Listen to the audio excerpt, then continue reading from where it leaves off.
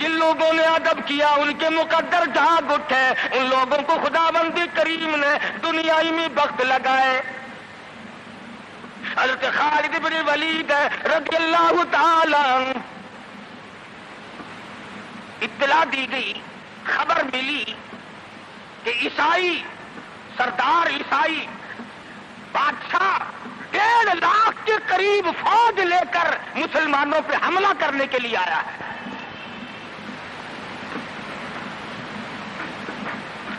حضرت خالد بن ولید رضی اللہ تعالی عنہ کو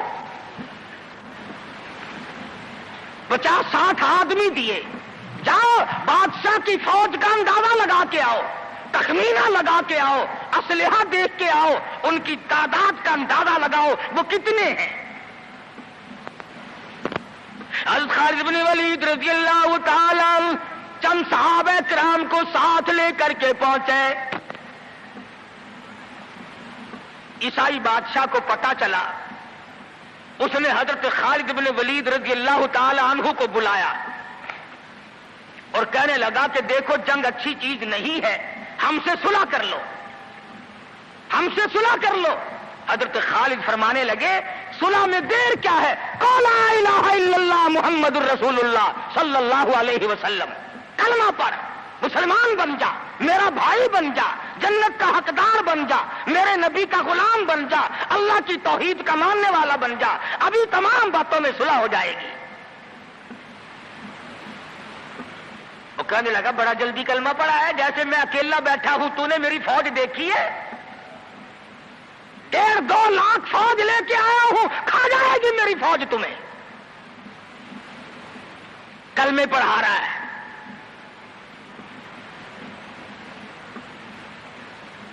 حضرت خالد کو کہنے لگا تجھے پتا نہیں تو کس کے سامنے کھڑا ہے؟ فرمایا ہاں، ایک عیسائی کافر کے سامنے کھڑا ہوں۔ وہ کہنے لگا ہے کوئی جلاد؟ فوراً تلوار لے کر حاضر ہو گئے، کہا اس گستاخ کی گردن کاٹ مارو۔ حضرت خالد کے ساتھ 2 آدمی اور تھے، انہوں نے یہ نہیں کہا ہے جی اجی ہم تو یوں ہی بات کر رہے تھے جی، اجی آپ برہم ہو گئے، اجی حضور آپ ناراض ہو گئے۔ حضرت خالد نے یہ نہیں فرمایا کہ باہر والوں کو اطلاع کر دو، وہ 50-60 آدمی تو ہمارے ساتھ مل جائے۔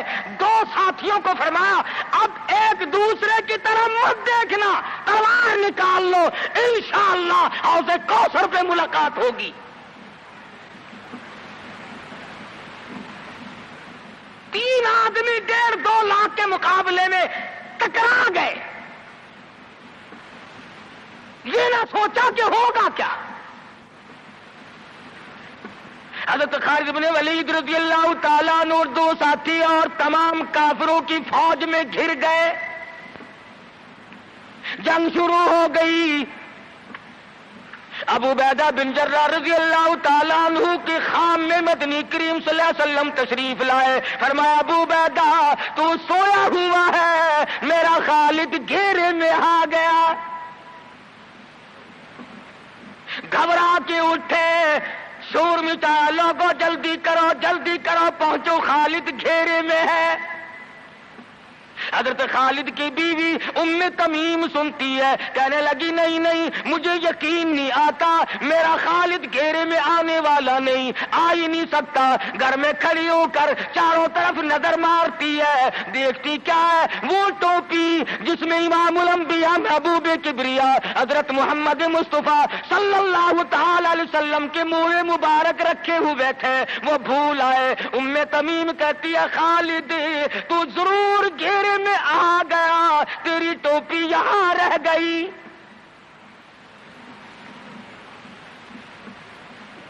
ام تمیم نے ٹوپی لے کر کے شور نہیں مچایا، کپڑے نہیں پھاڑے، چہرہ نہیں نوچا، ابو عبیدہ کے پاس نہیں آئی، بغل میں ٹوپی دبائی، برقع اوڑھا، گھوڑے پہ سوار ہوئی، تلوار لے کر گھوڑے کو سر پٹ چھوڑ دیا۔ صحابہ دیکھ رہے تھے، ارے یہ کون ہے، یہ کوئی جاسوس معلوم ہوتا ہے، اسے پکڑو پکڑو پکڑو۔ صحابہ نے گھوڑے دوڑائے، گھیرے میں لے لیا، پوچھا برقع پوش تو کون ہے؟ کہنے لگی نہ چھیڑو، خالد کی بیوی ام تمیم ہوں۔ تو کہاں چلی ہے؟ کہنے لگی میرا خالد گھیرے میں آ گیا، ٹوپی گھر پہ بھول گیا، وہ پہنچانے چلی ہوں، ہمیں دے دے ہم پہنچا دیں گے، تو عورت ذات ہے۔ کہنے لگی خالد کی جو قدر میں جانوں تم نہیں جانتے، جان دے دوں گی مگر ٹوپی کسی کو نہ دوں گی۔ نکل پڑی، آ کے دیکھا تلواریں چل رہی ہیں، گاجر مولی کی طرح آدمی کٹ رہے ہیں، حضرت خالد بن ولید بیچ میں ہے۔ ام تمیم نے تلوار نکال کر چلانی شروع کر دی، گاجر کی طرح لوگوں کو کاٹ مارا۔ خود حضرت خالد کہتے ہیں او میرے ساتھیوں، اس نوجوان کو پہچانو، اس برقع پوش کو پہچانو، اس نقاب پوش کو پہچانو، یہ کون ہے؟ جب سامنے گئی نقاب اٹھا کے کہنے لگی خالد تیری بیوی ام تمیم ہو، یہ ٹوپی بھول آئے ہو، پہنچانے آئی ہو۔ اور کراچی کے مسلمانوں تم نے کبھی سوچا نہیں خالد کے سر پہ نبی کی ٹوپی نہیں، جس میں نبی کے بال رکھے ہوئے تھے وہ گھیرے میں آ گئے۔ آج تیرے پاس قرآن نہیں، تو گھیرے میں ہے۔ وہ ٹوپی گھر پہ بھول آیا تھا، تو قرآن کو مسجد میں قید کر کے آیا، آج تو کفر کے لرزے میں پھنسا ہوا ہے، تو گھیرے میں ہے، تجھے کوئی نہیں نکال سکتا اللہ کے قرآن کے سوا۔ تم کتنی عسکری طاقت بڑھاؤ، تم تعداد بڑھا لو، تم چھوٹے بڑے زور لگاؤ، کتنی تم کوشش کرو، خدا کی قسم جب تک تم اللہ کا قرآن لے کر کے نہیں بیٹھتے اس وقت تک تمہارا گھیرا نہیں ٹوٹ سکتا۔ تم نے اللہ کے قرآن کو مسجد میں قید کر دیا۔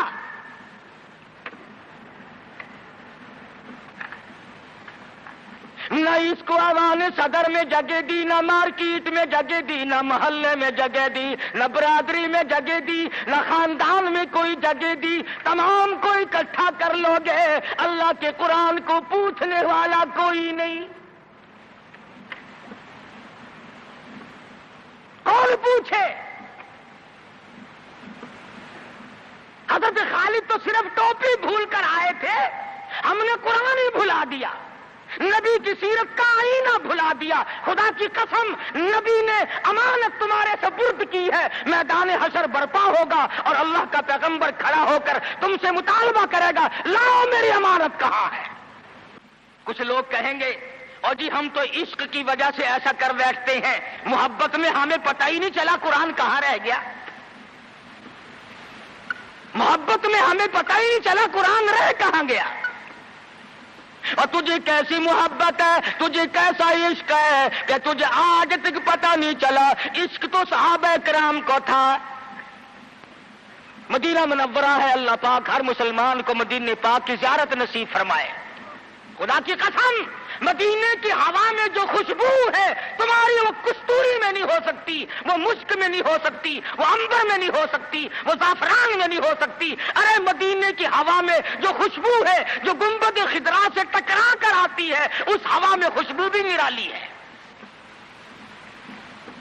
صحابہ کہتے ہیں کہ جب ہم نبی صلی اللہ علیہ وسلم کو تلاش کرنے کے لیے نکلتے تو کسی سے پوچھتے نہیں پھرتے تھے، بلکہ مدینے کی ہوا بتاتی تھی ادھر آؤ ادھر آؤ، حضور ادھر تشریف لے گئے۔ مدینہ منورہ میں ایک جنگ کی تیاری فرمائی، صحابہ اکرام کا لشکر تیار فرمایا حضور اکرم صلی اللہ علیہ وسلم نے۔ جمعے کا دن ہے، صبح کا وقت ہے، لشکر کو ساتھ لے کر کے تشریف لے گئے، 2-3 میل تک رخصت فرمانے کے لیے گئے، دعا کر کے واپس آ گئے، اللہ تمہیں کامیاب فرمائے۔ صحابی ہے حضور اکرم، سب کہہ دو صلی اللہ علیہ وسلم کا۔ آؤ عشق کی بات تمہیں بتاؤں، حضور اکرم صلی اللہ علیہ وسلم نے روانگی کے وقت فرما دیا، توجہ کرنا، لشکر کو رخصت کرتے وقت فرما دیا اور میرے دیوانوں اور پروانوں اور میرے جانثاروں بات سنو، پہلے جھنڈا جعفر طیار رضی اللہ تعالیٰ عنہ کے ہاتھ میں دینا، پھر جھنڈا عبداللہ بن روا کے ہاتھ میں دینا، پھر جھنڈا اسامہ بن زید کے ہاتھ میں دینا۔ حضور کے کلام کی مراد کو اگر صحابہ نہیں جانتے تو کون جانتا ہے؟ سمجھ گئے صحابہ کہ جعفر طیار شہید ہوں گے. یہ جو حضور نے فرمایا پھر اس کو دینا پھر اس کو دینا. حضور صلی اللہ علیہ وسلم کے کلام کی فرمان کی ارشاد کی مراد اور منشا غرض و غائب صحابہ سمجھ گئے کہ جعفر طیار شہید ہوں گے اور پھر عبداللہ بن رواح بھی شہید ہوں گے اور اسامہ بن زید بچ کے آئیں گے. صحابہ کا تجربہ تھا حضور کے کلام کو سمجھنے کے لیے.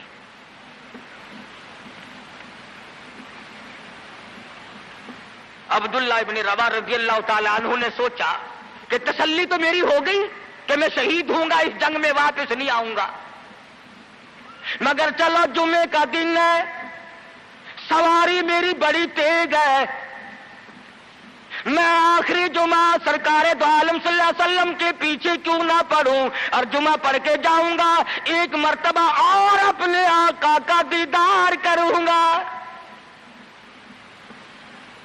واپس مدینے میں آئے, گھر نہ گئے, بیوی بچوں میں نہ گئے, باغ و بہار میں نہ گئے, فصل باڑی میں نہیں گئے, لوگوں میں نہیں گئے, سیدھے مسجد نبوی میں تشریف لائے. جمعے کی نماز کے بعد مدنی کریم صلی اللہ علیہ وسلم سے سلام کیا. حضور نے فرمایا عبداللہ میں نے تو تجھے صبح رخصت کیا تھا لشکر کے ساتھ,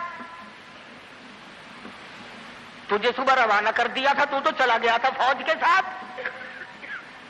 عرض کیا یا رسول اللہ میرے ماں باپ قربان ہو جائیں, آپ کے فرمان سے میں نے یہ اندازہ لگایا کہ میں شہید ہو جاؤں گا, میرا یہ آخری جنگ ہے, یہ آخری جہاد ہے. میرے دل میں ایک بات آئی, آج جمعے کا دن ہے, اپنے آقا کے پیچھے جمعہ بھی پڑھوں, آخری جمعہ پڑھوں اور آخری دیدار کر کے جاؤں. اب تھوڑے سے مجھے آپ بول کے بتائیں عبداللہ ابن رواح کا یہ عشق ہے کہ نہیں؟ کوئی ڈر کی بات نہیں, کوئی خوف کی بات نہیں, بیوی بچوں کی محبت نے نہیں کھینچا, باغوں کو دیکھنے نہیں گیا, بچوں سے ملاقات کے لیے نہیں گیا. ارے حضور کا عشق ہے, کہتا آخری جمعہ, آخری دیدار, آخری ملاقات. اور عرض کیا میرے آقا میں اپنے ساتھیوں کو جا ملوں گا, میری سواری بڑی تیز ہے. امام الانبیاء محبوب کبریا حضرت محمد مصطفیٰ صلی اللہ علیہ وسلم کا چہرے انور سرخ ہو گیا. فرمایا عبداللہ تو ساتھیوں کو نہیں مل سکتا, نہیں مل سکتا. جب تیرے ساتھی جنت میں جائیں گے 500 سال بعد میں بہشت میں جا سکے گا.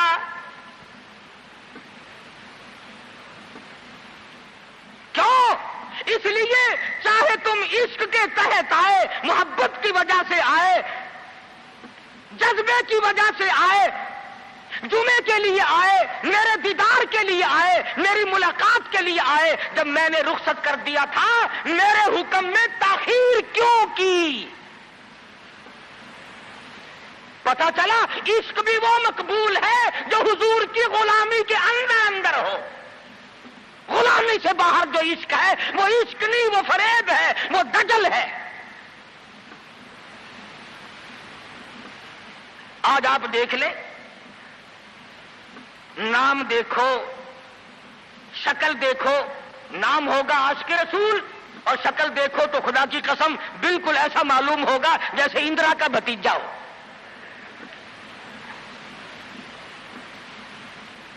پہچان نہیں سکے گا آدمی.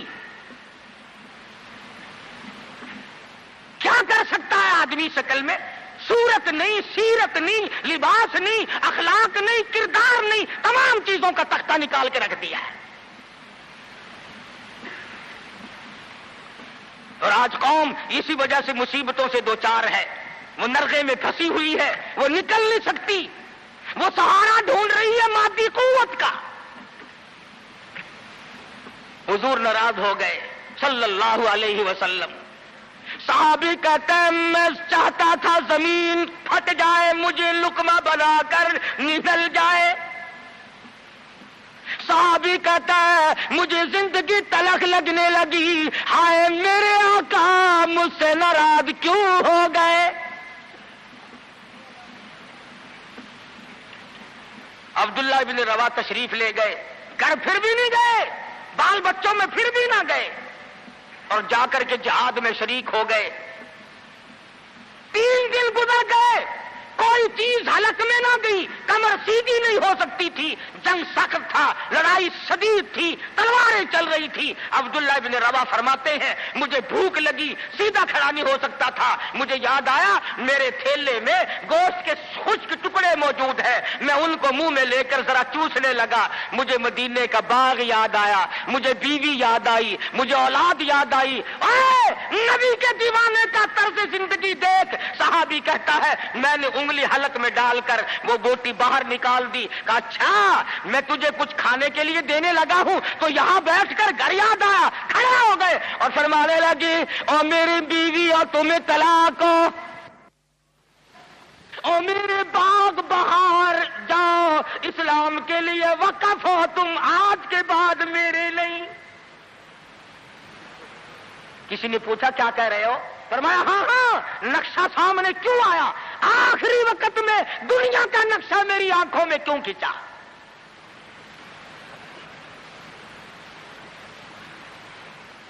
صحابی نے اپنے دل میں تصور بھی لانا اچھا نہ سمجھا، میری عاقبت خراب نہ ہو جائے، میری آخرت نہ بگڑ جائے۔ عبداللہ بن روا تلوار لے کر کھڑے ہو گئے، کسی نے لکھا 3 دن کا، بعض نے لکھا 5 دن کا بھوکا صحابی ٹکڑے ہو گیا۔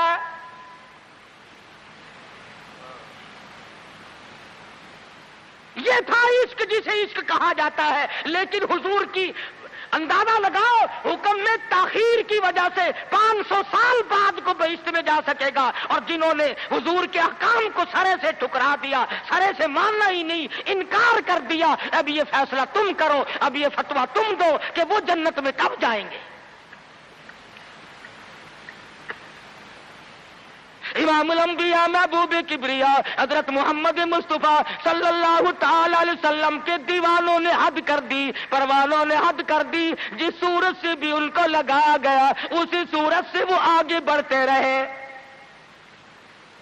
فاروق اعظم کی حکومت ہے، سب کہہ دو رضی اللہ تعالی عنہ۔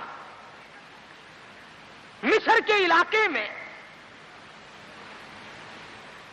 کافروں نے ایک سازش بنائی، لڑکیوں کو ہار و سنگار کر کے کوٹھے پہ کھڑا کر دیا۔ پروگرام مسلمانوں کو پہلے معلوم ہو گیا کہ مسلمان فوج کے کلچر کو تباہ کرنا چاہتے ہیں، مسلمان کے اخلاق و کردار کو برباد کرنا چاہتے ہیں۔ فاروق اعظم کو خط لکھا، اور راستہ کوئی نہیں فوج کے گزرنے کا، ایک ہی راستہ ہے، اور اس راستے کو خراب کر دیا گیا، اس راستے میں کانٹے بچھا دیے گئے، حسن کی دولت بکھیر دی گئی تاکہ مسلمانوں کا دل خراب ہو۔ ارے یہ کافر کا بھی عقیدہ ہے کہ اگر مسلمان کا پاؤں پھسل گیا پھر یہ جہنم سے اڑے نہیں ٹھہرتا۔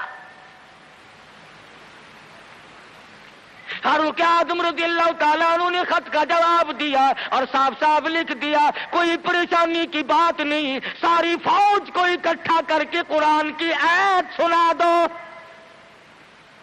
ساری فوج کو اکٹھا کر کے قرآن سناؤ۔ چنانچہ کمانڈر نے، سپہ سالار نے فوج کو اکٹھا کیا اور قرآن کریم سنا دیا، وَقُلْ لِلْمُؤْمِنِينَ يَغُضُّوا مِنْ أَبْصَارِكُمْ وَيَحْفَظُوا فُرُوجَكُمْ ذَلِكُمْ أَزْكَىٰ لَكُمْ إِنَّ اللَّهَ خَبِيرٌ بِمَا يَصْنَعُونَ۔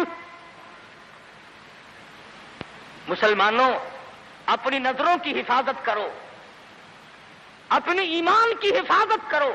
اگر تم کنکھی آنکھوں سے بھی دیکھو گے خدا تمہاری ساتھ ہے، وہ تمہاری تمام حرکتوں کو دیکھتا ہے۔